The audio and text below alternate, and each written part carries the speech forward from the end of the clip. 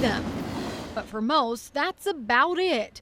What do those cars carry? Where did it come from? And where is it going? The tracks usually only make the news when there's an accident, like this one in Lawrence County last year. No one was hurt, but this car totaled. In 2009, a worker was killed in Albertville. The incident described by officials as a freak accident. More times than not, a serious accident is usually the result of human error. Still, have you ever wondered just how safe the tracks are? The latest data available from the Bureau of Transportation is from 2011. In Alabama, 17 people died that year from train-related accidents, and more than 100 people were injured. There were a total of 174 accidents and incidents combined. That includes those incidents where hazardous materials were involved. In 2011, there were 20 hazardous materials incidents in Alabama, 12 in 2012. It's always on our radar. We look at the most potential ones and try to plan around that. David Osborne works in the machine shop at Huntsville's Marshall Spaceflight Center.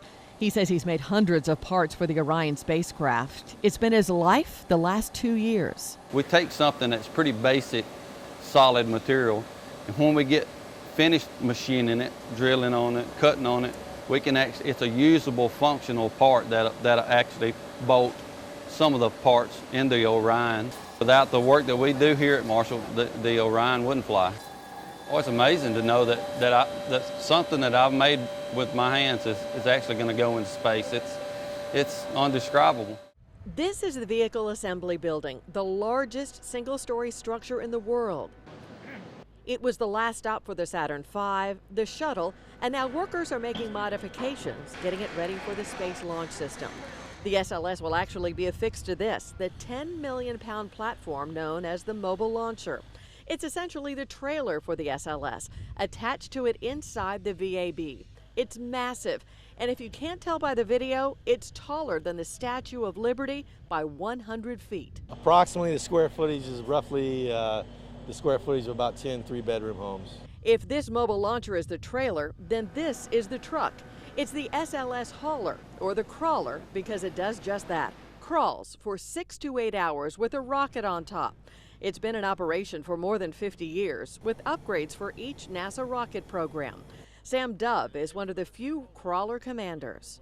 To know you're taking this hardware out to the pad and you're responsible for all that, and that you're part of something that's so huge and it matters so much to this country. Boy Scout officials stress youth protection is of paramount importance, and policies like too deep leadership and criminal background checks are just two ways they ensure safety. On top of that, officials verify an applicant is not listed in the ineligible volunteer files. The file lists those who have worked with Scouts before with less than admirable results. These are people who have been accused of child abuse or convicted abusers who've been blacklisted from ever volunteering again. McCullers has been added to the file since his arrest, but we asked for an updated copy of who else made the list, and we were refused. And we are not the first to be turned down.